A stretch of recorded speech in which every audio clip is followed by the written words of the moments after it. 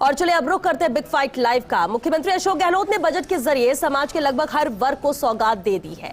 चाहे कर्मचारियों की पेंशन बहाल करना हो या महिलाओं के लिए वर्क फ्रॉम होम योजना या फिर युवाओं के लिए 1 लाख नई भर्तियों करने का ऐलान हो, चाहे बिजली बिलों में राहत देना हो या फिर अलग से कृषि बजट पेश करना हो, गहलोत ने सभी वर्गों के दिलों को जीत लिया है। अब भले ही विधानसभा चुनाव अगले साल आखिर में होंगे, लेकिन गहलोत ने इस बजट के जरिए युवाओं से बुजुर्गों तक को सौगात देकर ये तो साफ कर दिया है कि आगामी विधानसभा चुनावों में इसका असर जरूर नजर आएगा और बीजेपी के लिए चुनौती भी बड़ी रहने वाली है। आज बात इसी खास मुद्दे पर कि कितना होगा बजट का चुनावी इंपैक्ट।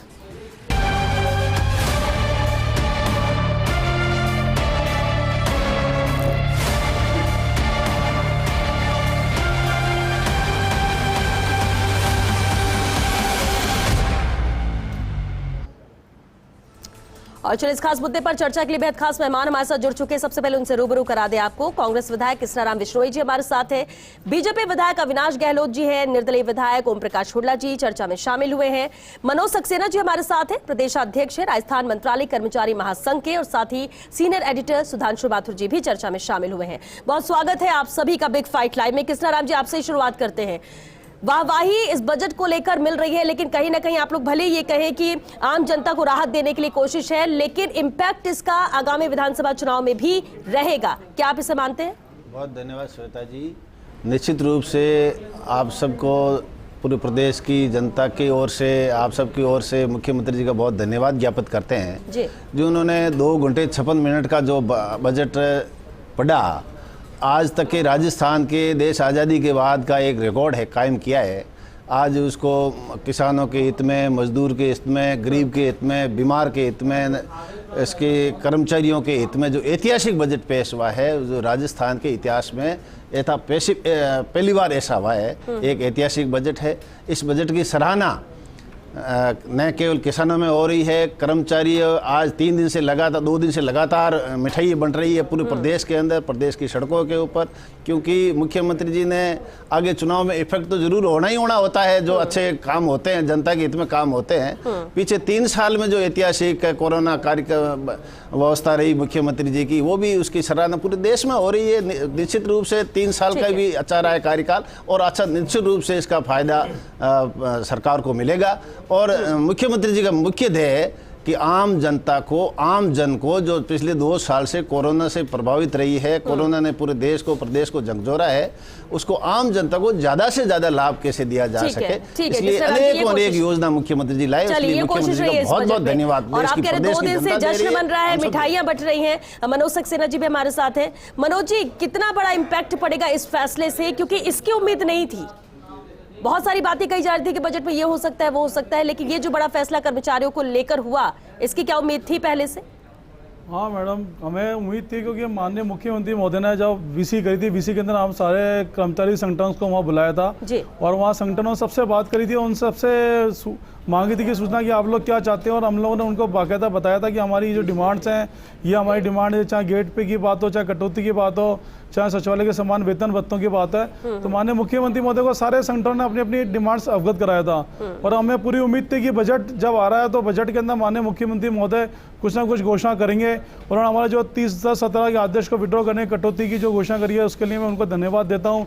उसके बाद जो NPS से जो नेशनल पुरानी स्कीम थी पेंशन, उसको नई पुरानी पेंशन स्कीम के अंदर वापस उसको डाला, उसके लिए भी धन्यवाद देता हूं। और हमारे जो कर्मचारियों की जो पदोन्नति के पद देने के लिए भी उन्होंने कहा है, उसके लिए भी उनका धन्यवाद।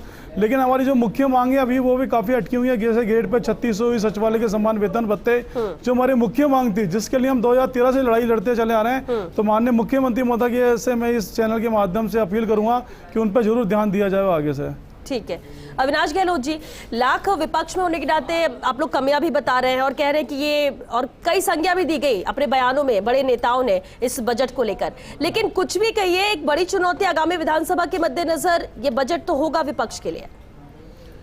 देखिए श्वेता जी, सबसे पहले तो मैं कहूंगा कि वाकई में इस प्रदेश के मुखिया अशोक गहलोत जी जादूगर हैं। जादूगर जो करने वाला होता है, होता क्या एक्चुअली, जो जादू दिखाता है वो दिखता कुछ और है, लेकिन धरातल पे क्या होता है वो बहुत, उसके अंदर दोनों जमीन आसमान का फर्क होता है। और मैं इस बात से भी सहमत हूं कि अभी जो कृष्णाराम जी ने बताया, कांग्रेस के साथी विधायक ने, कि राजस्थान में मुख्यमंत्री ने इतिहास बनाया, वाकई इतिहास बनाया। लगभग 2 घंटे 56 मिनट का बजट भाषण पढ़ा। हमने पहली बार देखा इतना लंबा भाषण था। इतिहास में पहली बार कृषि बजट पेश किया, ठीक था, लेकिन ये इतिहास इसलिए बना गए कि लगभग इस बार 6.25 लाख करोड़ रुपए का कर्जा राजस्थान पर हो जाएगा। इस बात के लिए राजस्थान में एक इतिहास बनेगा।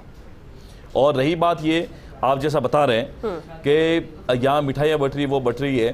3.5 साल तक जो राज्य सरकार कोई काम नहीं कर पाई, वो आने वाले 1.5 वर्षों में कितना कर पाएगी, ये पूरे प्रदेश की जनता देख रही है, पूरे प्रदेश की जनता जानती है। मैं सिलसिलेवार अगर एक एक इनके 2018 विधानसभा चुनाव से पहले जन घोषणा पत्र से लेकर इस 2022-23 के बजट पर अगर मैं चर्चा करूंगा, 50% से ज्यादा ऐसी घोषणाएं हैं जो अभी तक मात्र घोषणाएं हैं, उससे धरातल पर कोई काम हुआ नहीं है। अच्छा, पुराने जो आप ये बता रहे हैं, और जैसा कि बार बार बीजेपी की तरफ से कहा जाता है कि घोषणाएं हुई, जब वो पूरा नहीं हुआ तो हम कैसे उम्मीद करें कि इस बजट में ये जो घोषणाएं हुई है, क्या आपको इम्प्लीमेंटेशन एग्जीक्यूशन को लेकर सवाल है, इसलिए आपको लगता है कि ऐसा कुछ हो ही नहीं सकता, सिर्फ ये घोषणाएं ही है, और इसलिए विपक्ष के तौर पर बीजेपी लगातार विरोध कर रही है? बिल्कुल बिल्कुल, हमारा ऐसा मानना है कि अगर कोई अच्छी योजना हो, उस योजना की क्रियान्विति भी अच्छी तरीके से हो, इसके लिए हम अच्छा, जो घोषणाएं हुई, क्या आपको वो कोई भी बेहतर नहीं लगती? बिजली की हम बात कर लें, अगर कर्मचारियों के लिए जो बात ऐलान किया गया उसकी बात कर ले, तो ये तो बड़ी हमने श्वेता जी ये कहा है बिजली का मुद्दा तो आप ही लोग उठा रहे थे। हमने ये कहा है कि जो घोषणाएं हैं वो अच्छी है, लेकिन अगर वो धरातल पर उतर जाए और जनता को इसका फायदा मिल जाए तब तक वो अच्छी है। लेकिन जब मैंने पहले बताया था कि जादू में बताने के लिए कुछ और होता है, दिखने के लिए कुछ और होता है, आखिर में होता क्या ये है। सुधांशु जी, बजट को लेकर देखिए बीजेपी के क्या सवाल है, लगातार वो बने हुए हैं कि एग्जीक्यूशन को लेकर ही डाउट है, और इसलिए वो मान ही नहीं रहे कि बजट अच्छा है, घोषणाएं बहुत अच्छी है। लेकिन हम क्योंकि बात इंपैक्ट को लेकर कर रहे हैं कि इस बजट का इंपैक्ट आगामी विधानसभा चुनाव में क्या रह सकता है, आपको भी लगता है कि बीजेपी के लिए चुनौती बनेगा, भले ही कितना अभी विरोध किया जाए, कितने ही सवाल उठाए जाए? नहीं, बिल्कुल श्वेता, बिल्कुल सही कह रहे हैं। अविनाश जी जो है वो विपक्ष का धर्म निभा रहे हैं। वो कभी नहीं कहेंगे कि बजट जो है वो जन उपयोगी या बजट जो है जनता के हित में है। हालांकि राजनीतिक दल सब अपने अपने हिसाब से बजट का जो है वो विश्लेषण करते हैं और करते रहेंगे, लेकिन 3 चीज़ें जो है वो इस बजट के अंदर अशोक गहलोत का मास्टर स्ट्रोक जो है वो कह सकते हैं। पहली, कर्मचारियों की पेंशन योजना। लंबा एक अनुभव है राजनीति देखने का देश की और राजस्थान की, कि कर्मचारियों की बहुत बड़ी भूमिका होती है किसी भी राज्य या देश के अंदर सरकार बदलने में या सरकार बनाने में। इस बात से मुझे लगता है यहाँ जितने भी हमारे राजनीतिक साथी बैठे हैं उसको इनकार नहीं कर सकते हैं। क्यों? क्योंकि कर्मचारी जो है वो एक बड़ा वर्ग है, और एक औसत एक कर्मचारी से अगर हम 4 लोगों को जोड़ लें तो वो 4 गुना जो है वो संख्या हो जाती है। और जब एक बड़ा वर्ग किसी विचारधारा को लेकर साथ चलता है तो उसका मौखिक और उसका दृश्य के रूप में जो है वो एक अलग इम्पैक्ट आता है। अब अविनाश जी जब अविनाश जी बोल रहे थे, मैं एक सवाल पूछने वाला था। जैसे इन्होंने कहा कि जादूगर की सिर्फ घोषणा ही है, तो मैं क्या ये मान के चलूं कि भारतीय जनता पार्टी जो कर्मचारियों को जो पेंशन योजना दी है, क्या उसके वो खिलाफ है? क्या वो इसको अच्छा एक जो है वो स्टेप नहीं मानती है? क्या वो नहीं चाहती है भारतीय जनता पार्टी कि जो कर्मचारी उनको राहत मिले? नंबर दूसरी चीज मैं आपको बताता हूँ कि जो बिजली का जो करंट दौड़ा है ना, ये 2023 तक दौड़ेगा। मैं दिल्ली में लंबे टाइम तक रहा हूँ, दिल्ली से ही आता हूँ। दिल्ली में अरविंद केजरीवाल की सरकार ने जो बिजली का खेल खेला था, केंद्र की सरकार दिल्ली में ही बैठती है, कांग्रेस दिल्ली में बैठती है, एक तरह से सारी चीजें होने के बावजूद अरविंद केजरीवाल को 3 बार सीएम बनने से नहीं रोक पाए। जनता को आप नहीं समझा सकते। इसी सवाल का एक जवाब अविनाशी। मैं सबसे पहले तो ये कहूंगा कि राजस्थान में इससे पहले ऐसा कभी नहीं हुआ। जब कांग्रेस की सरकार थी, इससे पहले कभी रिपीट नहीं हुई, और इस बार भी ये तय है कि राजस्थान में इस बार कांग्रेस की सरकार रिपीट नहीं होगी। तो दूसरा सवाल मैं दूसरे का जवाब दे रहा हूँ। हम किसी सरकारी कर्मचारी के खिलाफ में नहीं है, उनके हितों में हम लोग हैं। ये जो फैसला हुआ सरकार ने अपने स्तर पर नहीं किया है। पिछले कई सालों से जितने भी शिक्षक संघ हैं उन्होंने सब ने ये दबाव दिया सरकार के ऊपर, तब जाके ये फैसला हुआ। चूंकि सरकार 2019 में थी। आप सुनिए ना, आप सुनिए एक बार, 2018 दिसंबर के अंदर आपकी सरकार बन गई थी। मुद्दों के ऊपर डिबेट करने बैठे हैं। पेंशन का फैसला लागू कर दिया। हम जनता के मुद्दों पर डिबेट कर रहे हैं, या तो आप इसको स्वीकार करिए आगामी वर्ष से क्यों कर रहे हैं, या तो सर आप स्वीकार करिए। और मैं कहता हूँ कि 2030 तक सरकार के ऊपर इसका कोई फर्क नहीं पड़ने वाला है। आर्थिक भार किसी प्रकार का नहीं होगा। हम चाहते हैं कि सरकार कर्मचारियों के हितों का ध्यान रखे, लेकिन 2019 से लागू करें ना। आप बताइए ना, 2019 से लागू करें, शामिल होनी चाहिए। सब चीजें तो नहीं हो सकती, सब चीजें कोई भी सरकार, अगर बीजेपी की भी सरकार थी या आप कह रहे हैं कि आने वाले वक्त में नहीं, सरकार श्वेता, रिपीट नहीं सबसे होगी, बड़ी तो ये बात सब में चीजें नहीं है, कर सवाल सकते इस आप। बात का किया इससे कि पहले कर्मचारी आपकी खिलाफ सरकार हम थी, किसी प्रकार आपको के करना कर्मचारी चाहिए संघ के था। खिलाफ कर्मचारी नहीं। तो यानी लगातार फैसला सही इस ना, चीज की अगर डिमांड कर रहे execute हो थे। जाता है तो आप कह रहे हैं कि मैं ये सवाल कह रहा नहीं हूं कि कि ये अच्छा है, फैसला ऐलान अच्छा है। सरकार हाँ। वर्ष 2019 से लागू करे और सरकारी कर्मचारियों को और अधिक फायदा दे। हम इसके पक्ष में भी हैं। ओम प्रकाश जी, बजट यहां पर आ गया और बजट में हर वर्ग को साधने की कोशिश की गई है, तारीफ भी इसकी हो रही है विपक्ष को छोड़कर। विपक्ष इसे नहीं मान रहा है। अब विपक्ष नहीं कह रहा, लेकिन आगामी विधानसभा चुनाव के मद्देनजर हम बात कर रहे हैं कि बजट ये आज है, प्रदेश की जनता के लिए एक साल में क्या कुछ किया जाता है जो यहां इस बजट में शामिल किया गया, लेकिन असर आपको लगता है कि चुनावों में भी होगा? एक बार बीजेपी, एक बार कांग्रेस, इस पर इंपैक्ट पड़ेगा? सबसे पहले तो मैं लोकतांत्रिक व्यवस्थाओं में ये कहना चाहता हूं कि कोई भी अच्छा काम हो तो उसको चाहे पक्ष में बैठे हों चाहे विपक्ष में बैठे हों, जनहितों को और जन भावनाओं को ध्यान में रखते हुए अगर अच्छा काम किया है, चाहे पक्ष की या विपक्ष की बात करें, अच्छे काम को अच्छा बताना चाहिए और घटिया काम को घटिया बताना हमारा राजनीति का एक मुख्य मुद्दा होना चाहिए। लेकिन वो होता नहीं है। मैं यही कहना चाहता हूं कि एक व्यक्ति जब पक्ष में बैठता है तो उसी विषय को अलग ढंग से प्रेजेंट करता है और विपक्ष में बैठता है तो उसी विषय को अलग ढंग से प्रेजेंट करता है। ठीक है। ये दुर्भाग्य है देश का कि राजनीति में लोग पता नहीं किस तरह से करते हैं। अब रही बात दूसरी, जनहित के कार्यों जो जनता जो चाहती है, जनभावनाओं के अनुरूप कोई भी नेता या पार्टी या सरकार काम करती है, वोट अपने आप मिलते हैं। और राजनीति में जो आया है वो वोट की राजनीति करता है, चाहे पार्टी भारतीय जनता पार्टी हो चाहे कांग्रेस पार्टी हो, जनता के मुद्दों को। अब माननीय गहलोत साहब ने जो ये बजट पेश किया, ये मास्टर स्ट्रोक है, इसमें सिक्सर लगाया उन्होंने सीधा, खासतौर से जब पेंशन योजना बड़े होने की संभावना भी होती है, बड़ी लंबे समय से लगातार जो पेंशन योजना से यहाँ के कर्मचारी त्रस्त थे और पेंशन के कारण एक व्यक्ति 18 साल की उम्र में सरकार में भर्ती होता है और वो करीब 42 साल की सेवा देकर के 60 साल में रिटायरमेंट होता है, बूढ़ा होकर के वो रिटायरमेंट होकर के घर जाता है और उसके बाद उसको पेंशन नहीं मिले, उसके रोटी रोजी का सवाल था, ये उसके बच्चे को मान सम्मान का सवाल था। मैं मुख्यमंत्री महोदय को ये बहुत बहुत बधाई देता हूँ, साधुवाद देता हूँ कि उन्होंने उस बुजुर्गों की पालना करने की एक बीड़ा उठाया। साथ के साथ ही संविदा कर्मियों का, जिनका 20% आज तक राजस्थान के इतिहास में एक साथ संविदा कर्मियों को 20% वेतन बढ़ाना बहुत बड़ी बात है। कहना बहुत सारे पॉइंट है। देखिए ये हम चर्चा कर चुके हैं एक बिंदु पर कि बजट में क्या बेहतर किया गया, लेकिन सवाल ये कि इसका असर क्या होगा विधानसभा में आने वाले चुनावों में, इसका असर पड़ेगा क्या? सवाल हम परमानेंट करेंगे, इसका जवाब दीजिए, इसका जवाब। मैं बहुत स्पष्ट रूप से कहना चाहता हूं, सरकार कोई भी हो वो अगली सरकार बनाने का प्रयास करती है, उसी के तहत उसी के अनुरूप काम करने का काम ये बजट उसी का प्रयास है। हाँ, उसी का प्रयास है और करना भी चाहिए, इसमें कोई गलत नहीं है। चाहे केंद्र सरकार की बात करें चाहे राज्य सरकार की बात करें, सारी सरकारें अगले सरकार बनाने के प्रयास में अगर कोई काम करती है और जनहित के जनभावना के अनुरूप है तो ये कोई गलत नहीं करता। कृष्णाराम जी बिल्कुल स्पष्ट ओम प्रकाश जी ने कहा कि अगली सरकार बनाने की कवायद कोशिश होती है और ये बजट भी उसी का रूप है और होना भी चाहिए। लेकिन कृष्णाराम जी, अगर फोकस इस बात को लेकर सरकार बनाए तो तब तो प्रूफ करके देना होगा, यहाँ पर प्रतिबद्ध होना होगा कि हमने जो कहा है उसे एक साल में उस बजट को हम पूरा करेंगे। देखिए श्वेता जी, 21-22 का पिछला बजट, 21-22 का पिछला बजट जिसकी 85% क्रियान्वित हो चुकी है, काम धरातल पर आ चुके हैं, सब इनको अविनाश जी को जानकारी है। विपक्ष के पास पहली बार 3.25 साल में पहली बार ऐसा वो तो बोले 50% नहीं निभा सके, उसके साथ साथ पहली बार ऐसा विपक्ष का पूरा मुंह बंद हो चुका है। अशोक गहलोत जी ने जिस तरीके से कर्मचारी इफेक्ट की आपने बात करी है, 2003 में हम लोग रिपीट नहीं होने का कारण भी हमारे कर्मचारी रहे थे, लंबी हड़ताल हो गई थी, कर्मचारी एक साथ में ईवीएम आ गई थी, कर्मचारी नाराज हो गए थे, वो दिन भी हमने देखे हैं, वो दिन भी हमने देखे। आज 2 दिन से जो कर्मचारी मिठाई बांट रहे हैं, नाच रहे हैं, ढोल नगाड़ा बजा रहे हैं, और इसलिए निश्चित रूप से दोनों परिस्थिति हमने देखी है, निश्चित रूप से इसका इफेक्ट होगा। विपक्ष की बोलती बंद कर दी है इस बजट में कांग्रेस की तरफ से जो बोल रहे हैं, जो शरण कुमार बन करके आए अशोक गहलोत जी, आज वृद्धावस्था में, आज जिस आधुनिक युग है, भौतिकवाद का जमाना है,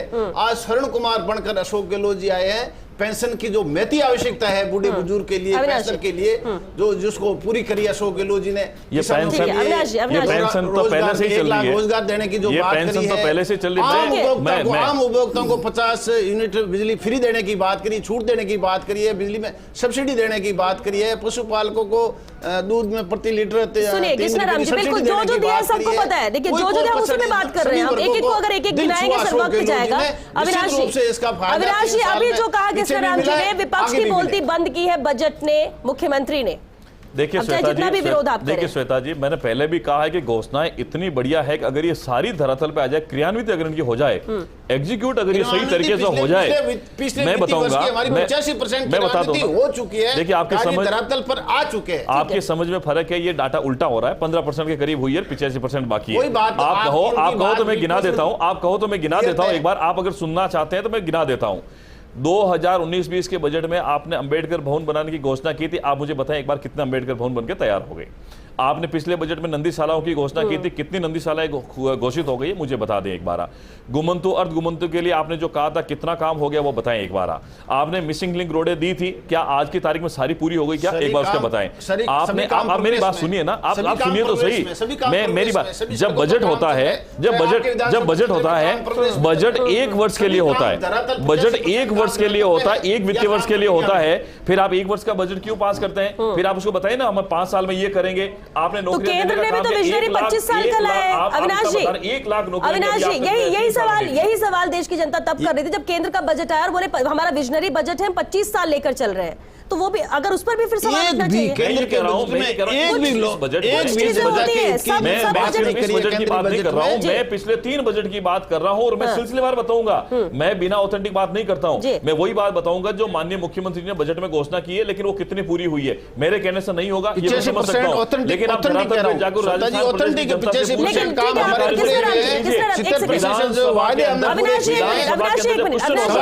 विधानसभा के अंदर कुछ होता है, इसमें यही होता है कि इसका काम हुआ नहीं है। हमारे पास रिकॉर्डेड है, ठीक है, विधानसभा में ले लीजिए। एक बात मुझे बताइए, मेरे विधानसभा क्षेत्र में पिछले 3 बजट में 5 बड़ी घोषणाएं हुई है। अविनाश गहलोत जी, कोई मुद्दा नहीं है, इनके पास कोई मुद्दा नहीं है, तो ऐतिहासिक सुनिए, आप भी सुनिए, आपने कहा 85% क्या पॉसिबल है एक साल में ये काम हो जाना? आप लोग दावे कर रहे हैं, कोई 60 बोल रहे हैं, कोई 70 बोल रहे हैं, आप 85 बोल रहे हैं। दूसरी बात, कोविड टाइम था, 2 महीने 3 महीने तो फोकस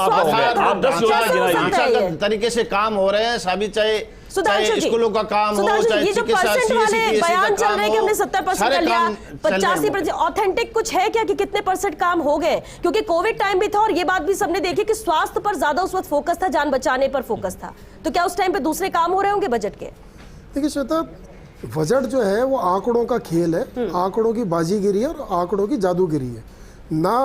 कोई हम अशोक गहलोत को जो है वो उस पर टारगेट कर सकते हैं ना और दूसरी सरकारों को टारगेट कर सकते हैं। सिर्फ आंकड़ों की जादूगिरी से जो है वो जनता को समझाने की कोशिश की जाती है कि हमने इतना पैसा दे दिया, लेकिन कोई भी ये चीज़ नहीं कहता है कि खर्च इतना है तो आएगा कहाँ से। जैसे कि कल भी मैंने एक सवाल उठाया था, जब 3 यहाँ पर कैबिनेट मंत्री बैठे थे, मेरा एक सवाल था कि आपने कहा कि इतना हम खर्च करेंगे, बहुत अच्छा है, प्रदेश का विकास होना चाहिए, सबका साथ सबका विकास हो, लेकिन लाएंगे कहाँ से? तो ये एक सबसे अहम मुद्दा होता है। लेकिन मुझे जो लगता है कि बजट से जो आम आदमी को कनेक्ट कर ले, उसको जो कन्विंस कर ले, वो आदमी विजेता होता है।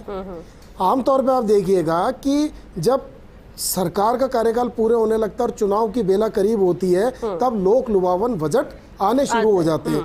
यहाँ पर 2 साल पहले ही जो है वो चुनावी बजट आया है। वो इसलिए चुनावी बजट आया है कि अगले साल जब सरकार बजट तो पेश करेगी, लेकिन वो जितनी भी घोषणाएं करेंगी उसका क्रियान्वयन जो है वो प्रॉपर नहीं हो पाएगा।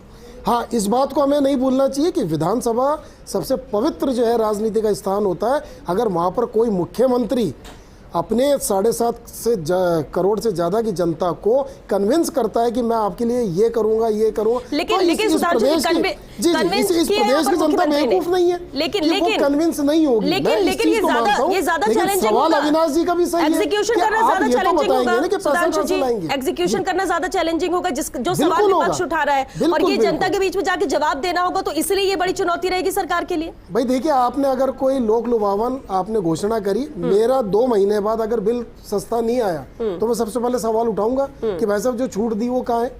अगर मान लीजिए मुझे मेरी तनख्वाह बढ़ा दी है, 2 महीने के बाद जो है मुझे तनख्वाह नहीं बढ़ी हुई मिली, तो मैं सवाल उठाऊंगा। तो हम इस चीज को भी जो है डिनाई नहीं कर सकते कि सरकार इस तरह की नादानियां करेगी। सरकार ने अगर घोषणा की है तो वो करेगी, लेकिन सबसे महत्वपूर्ण मुद्दा यह है कि आप कितनी घोषणाओं को पूरा कर पाते हैं। क्यों? क्योंकि आपको साल भर बाद जो है जनता के बीच में जाना है, जनता ही आपसे सवाल पूछेगी। यहाँ पे जितने जनप्रतिनिधि ऐलान करने से नहीं, चीज को अच्छे से बता सिर्फ इस बजट के ऐलान करने से नहीं, सिर्फ ठीक है जश्न भी बन रहा है, लेकिन अब चैलेंजेस शुरू होंगे जब इसे इंप्लीमेंट करने के लिए, क्योंकि विपक्ष अभी से सवाल उठा रहा है और अगर मुंह बंद करना है तो उन सवालों के जवाब काम से देना होगा।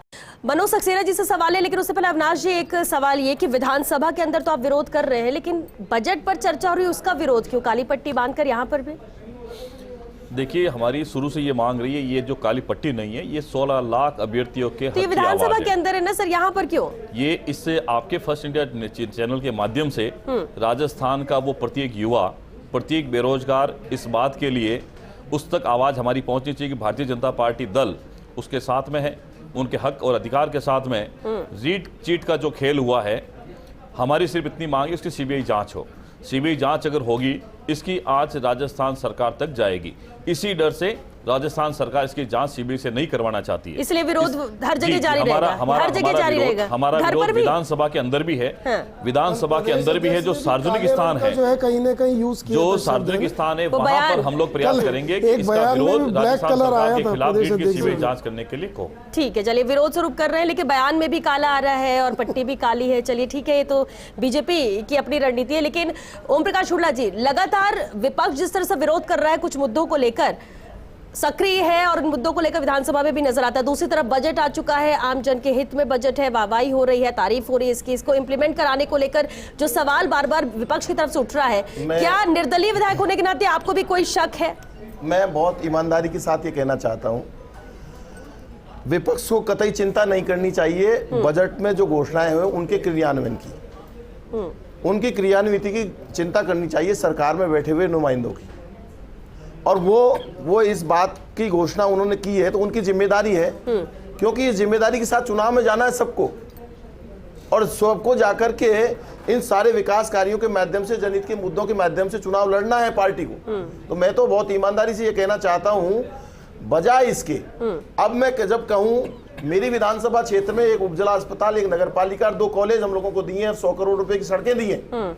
दोनों कॉलेजों की जगह देखने के लिए कल ही वहां का उपखंड अधिकारी मौके पे जाकर 5 बजे हमको फोन किया है और फोन करके ये कहा कि सरकार की तरफ से मैसेज आया है कि हमको दोनों कॉलेजों की जगह चिन्हित करनी है। इतनी त्वरित गति से कि कल ही बजट आया और इसके बाद जगह भी चिन्हित की जाने लगी। अविनाश जी, इससे ज्यादा फास्ट क्या होगा? विधानसभा में 3 साल पहले जो घोषणा हुई है उसमें आज तक नहीं हुआ। कहना चाहता हूँ 2 कॉलेज जो महुआ विधानसभा क्षेत्र के लिए, कन्या महाविद्यालय, एक एग्रीकल्चर कॉलेज मिली है, दोनों महाविद्यालयों के लिए वहां का उपखंड अधिकारी अगर यहां से 2 बजे तक बजट पेश और 5 बजे मौके पर जाकर हमें फोन करे, तो हमने ये जवाब दिया कि हम शनिवार को आपके पास आ रहे हैं, वहां के लोगों से बैठ कर। चलिए, आप ये कह रहे हैं कि एक उदाहरण है कि किस तरह से बजट आते हैं यहाँ पर एक्टिव है। आप इस बजट का नहीं 2019, 2020, 2020, 21 और 21-22 के बजट का भी साथ में बताएं। मनोज सक्सेना जी, बार बार एक बात कही जा रही है कि कर्मचारी बहुत खुश है, बहुत जश्न मनाया जा रहा है, बहुप्रतीक्षित ये थी मांग और लगातार आप लोग कह रहे थे, लेकिन अभी आपने कहा कि कुछ मांगे और थी, उसे भी सम्मिलित किया जाना चाहिए,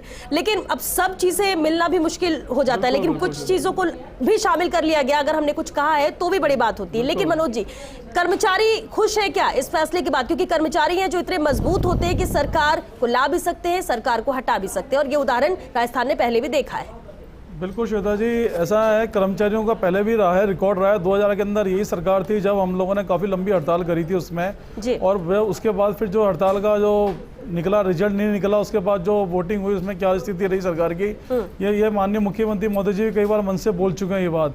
तो कर्मचारियों को बहुत योगदान रहता है सरकार को लाने के अंदर और सरकार को हटाने के अंदर बहुत काफ़ी योगदान रहता है, और काफ़ी डिमांड्स रहती है कर्मचारियों की जो सरकार के द्वारा पूर्ति की जाती है, किनकी की नहीं जाती है। अभी माननीय मुख्यमंत्री महोदय द्वारा जो घोषणा की गई है डिमांड्स के ऊपर, या जो उन्होंने हमारी डिमांड पर, चाहे वह पुरानी पेंशन स्कीम हो, चाहे वेतन कटौती के आदेश हो, चाहे पदों के बाद हो, लेकिन सरकार कर्मचारियों को दिया, लेकिन मैं इतना कहना चाहता हूं कि सवाल है कि जो कर्मचारियों को दिया, आने वाले जो राजस्थान की भविष्य की राजनीति है उस पर कुछ इम्पैक्ट आएगा? मेरा सवाल इतना सा है। नहीं सर, मैं आपके बात का जवाब पहले मैडम के दे दूं। जब उन्होंने आदेश, अब जब तक वो सरकार वो आदेश जारी नहीं कर देंगी, अभी सिर्फ एक घोषणा है, अभी हम आदेश का इंतजार करेंगे उस आदेशों में क्या होता है, उस आदेश में कितना कर्मचारियों को फायदा होता है, उसके बाद ही कर्मचारी कुछ डिसाइड करो कि मेरे आज काफी मेरे पास राजस्थान से काफी जिलों से फोन आए, हर आदमी पर 30-10-17 के आदेश विड्रॉ करें, इसके अंदर क्या होगा, स्लैब चेंज होगी या वही पुरानी वेतन बहाल हो जाएगा, 25,500 पे आदमी पहुंच जाएगा। तो ये काफी लोगों के सवाल है जो मेरे पास। ठीक है, यानी आप कह रहे हैं कि आ जाए ये सामने, इसके बाद आप लोग थोड़ा संतुष्ट होंगे कि भाई इसे फैलाना नहीं है। सुधांशु जी कुछ पूछ रहे थे जी। नहीं, मेरा ये है कि जो सरकार ने जो कर्मचारियों को लेकर जो घोषणा की पेंशन वाली, उसका फ्यूचर में क्या इम्पैक्ट आएगा, मैं ये जानना चाह रहा हूँ आपसे। एक्चुअल में अब ये जो पुरानी पेंशन का है, जो अभी कोई आज तो रिटायर्ड होने वाली, जब 2004 में जो लगाया कर्मचारी वो 30 साल बाद या 20 साल बाद रिटायर्ड होगा, तो फ्यूचर में तो उसका तो उस पर तो जो इफेक्ट जब पड़ेगा। लेकिन अभी पॉलिटिक्स अभी राजस्थान की पॉलिटिक्स का मैं आपकी बात का जवाब रहा हूँ भाई। नेचुरली जब उसको पेंशन, पुरानी पेंशन मिलेगी, उस पर उसको लग रहा है कि मैं पुरानी पेंशन पे मुझे ये बेनिफिट हो सकता है, तो नेचुरली उसको उसके परिवार को भी फायदा होगा, तो राजनीति के ऊपर तो इसके अंदर असर आएगा। राजनीति के तो सरकार एडवांटेज में रहेगी, मैं इस चीज को मानूं। देखिए, मैं एक गवर्नमेंट कर्मचारी हूँ, मैं इसमें ये नहीं कह सकता कि सरकार एडवांस में रहेगी क्या रहेगी, लेकिन राजनीतिक रूप से इसको सरकार को कुछ ना कुछ इसको बेनिफिट जरूर आपकी मांग पूरी हुई तो मन में खुशी है कि नहीं? बिल्कुल सर, मांग तो हमारी काफी है, लेकिन जो हमारी मेजर डिमांड थी वो अभी तक हमारी धरातल पे नहीं आई है, जिसके लिए हमने 2013 यही सवाल कर्मचारी खुश है। अब आप क्या कहेंगे? मैं 1 मिनट 2013 के अंदर हमने हड़ताल करी, अभी भी हम लोग पिछली बार भी अक्टूबर के अंदर मैं खुद 26 दिन शहीद स्मारक पे 26 दिन आमरण अनशन पे बैठा था।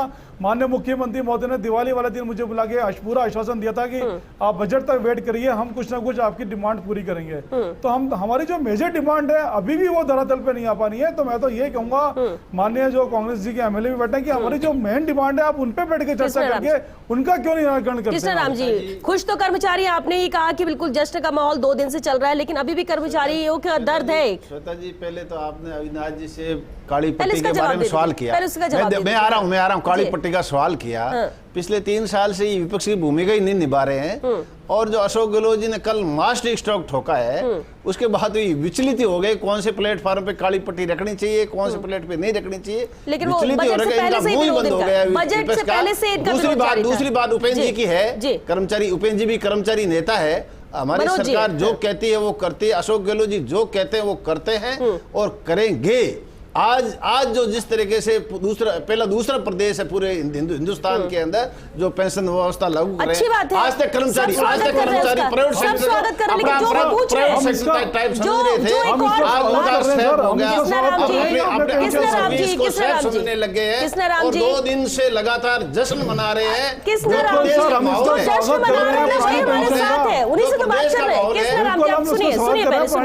सवाल वो यही कर रहे हैं कि ये ठीक है, स्वागत का है और इंतजार किया जा रहा है जब ये लागू होगा और पेपर में आ जाएगा, लेकिन सवाल उनका ये कि 2013 से जो प्रमुख मांग थी वो रह गई है। मनोज सक्सेना जी, आप उनसे कुछ कहना चाह रहे थे कि अभी प्रमुख मांग जो हमेशा कर्मचारी जो हमेशा इनकी मांगे थी, समय समय पर इनकी स्क्रूटनिंग होती है, वरीयता में हो सकती है, लेकिन जो ये भी इनकी कर्मचारी नेता है, कर्मचारी नेता है, अपनी पैरवी करेगा, अपने संघ की पैरवी करेगा, अपने परिवार की पैरवी करने का इनको अधिकार होता है।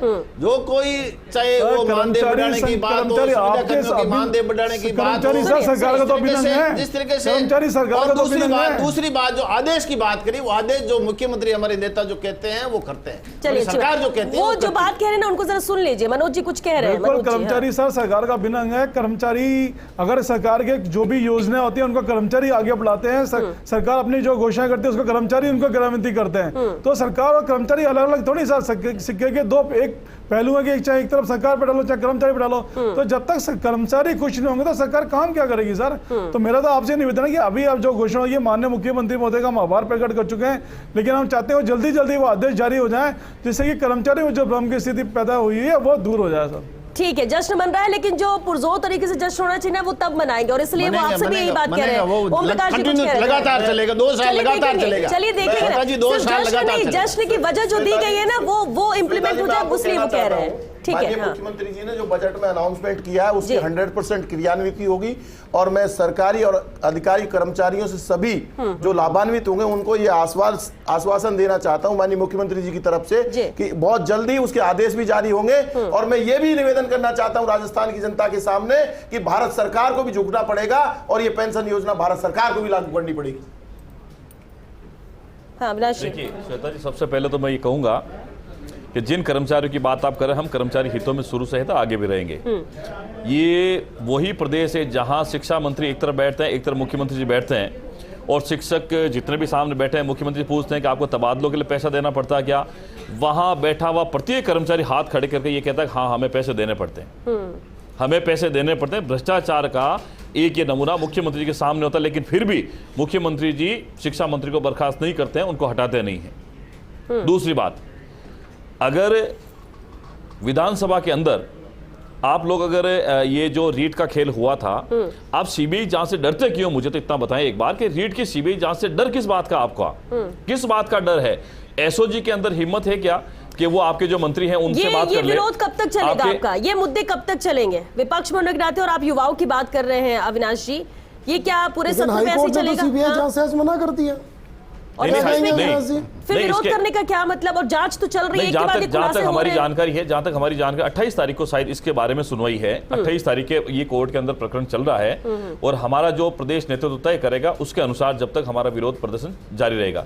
लेकिन मुख्य बात यह है कि आप कर्मचारी हितों की बात करते हैं, 3rd ग्रेड टीचर इतने हैं बेचारे, हमारे जो जितने भी गुरुजन हैं वो सब इतने सालों से मतलब तबादले के लिए वेट कर रहे हैं। आपने पिछली बार उनसे आवेदन ले लिए, लेकिन क्या कारण रहा कि आज दिन तक आपने आवेदन के ऊपर कोई कार्रवाई नहीं की? क्यों नहीं उनका तबादला करके उनके इच्छित स्थान पर उनका ट्रांसफर उनकी इच्छा के अनुसार किया जाए? कर्मचारी हितों की बात करने वाले ये काम क्यों नहीं करते आप लोग? क्या 3rd ग्रेड टीचर आपके कर्मचारी नहीं है? ठीक है, इस पर फोकस। सुधांशु जी, एक तरफ तो बजट और बहुत तारीफ हो रही है और ये कहा जा रहा है कि हर वर्ग को कुछ ना कुछ दिया है और कुछ ना कुछ कईयों को बहुत कुछ दे दिया गया। दूसरी तरफ विपक्ष का ये विरोध इन कुछ मुद्दों को लेकर, कौन किस पर भारी पड़ेगा? आने वाले वक्त पे कुछ चीजें बदलें, क्योंकि विपक्ष के तौर पर तो इनका कहना है कि हमारा विरोध तो जारी रहेगा और उन मुद्दों को लेकर जिस पर जांच भी चल रही है। ये देखिए श्वेता जी, विपक्ष अपना धर्म निभा रहा है और सरकार अपना धर्म निभा रही है, और दोनों में इम्पैक्ट जनता पे क्या जाएगा? वैचारिक मतभेद हमेशा रहेंगे, और अगर वैचारिक मतभेद ही खत्म हो जाए तो फिर जो है पक्ष और विपक्ष का कोई मतलब नहीं है। दूसरी चीज ये कि अशोक गहलोत ने इस बजट को लाकर विपक्ष को, मैं सही मायने में कहूँ कि विचलित कर दिया है। अब आने वाले समय में विपक्ष को अपनी रणनीति पर पुनर्विचार करना होगा, अपनी रणनीति को मुझे लगता है कि बदलना भी होगा। क्योंकि अगर कोई एक चीज को लेके अगर सोसाइटी में परसेप्शन क्रिएट हो जाता है तो उस परसेप्शन को आप जो है तुरंत खत्म नहीं कर सकते। वही उसी तरह से है कि एक लकीर को छोटी करने के लिए उसके आगे आपको बड़ी लकीर खींचनी होगी। तो चूंकि भारतीय जनता पार्टी अभी विपक्ष में है, अभी तक इनके पास रीट, अलवर कांड और कुछ इस तरह के मुद्दे थे जिसको लेकर ये आंदोलन करके सड़कों पर थे। लेकिन चूंकि जो बजट आया है, मुझे लगता है कि अशोक गहलोत ने रीट की लाइन को छोटा कर दिया इस बजट से। तो अब रणनीति भी बदलनी पड़ेगी और कूटनीति भी बदलनी पड़ेगी। अच्छा, एक बात जरूरत है और एक लाइन में ही जवाब चाहेंगे क्योंकि वक्त यहाँ पर खत्म हो रहा है। आज भी कुछ होता है और इसके बाद बहुत खुशियां मनाई जाती है। अगर हम बजट की बात करें, 1.5 साल बाद विधानसभा का चुनाव होना है, क्या आज के बजट से जो खुश हैं लोग और जो संतुष्ट हैं, बहुत तारीफ कर रहे हैं, क्या उसका असर 1.5 साल बाद विधानसभा चुनाव के दौरान होगा या उस वक्त की तस्वीर बदल जाएगी? एक लाइन में जवाब। निश्चित रूप से इसकी इफेक्ट होगा। आज जनता बहुत खुश है। पिछले 3 साल से हमारा कोई एंटी इनकम्बेंसी नहीं है सरकार के प्रति, सरकार खुश है। और जो ऐतिहासिक बजट मुख्यमंत्री जी ने दिया है, इसका बजट का असर होगा, मैं कहता हूँ इस बजट का कोई असर और हमारे प्रदेश में सरकार नहीं होगा, क्योंकि ये जो हवा है, न कोई इनका विजन, ये जो इस बजट का कोई फर्क पड़ने वाला नहीं है, क्योंकि प्रदेश की जनता जानती है, क्योंकि ये बजट फीस को फ्री कर दिया है। इसका धरातल पर कोई काम नहीं होना है, क्योंकि इनके पास फाइनेंस मैनेजमेंट नहीं है। ये पैसा कहां से लेके आएंगे?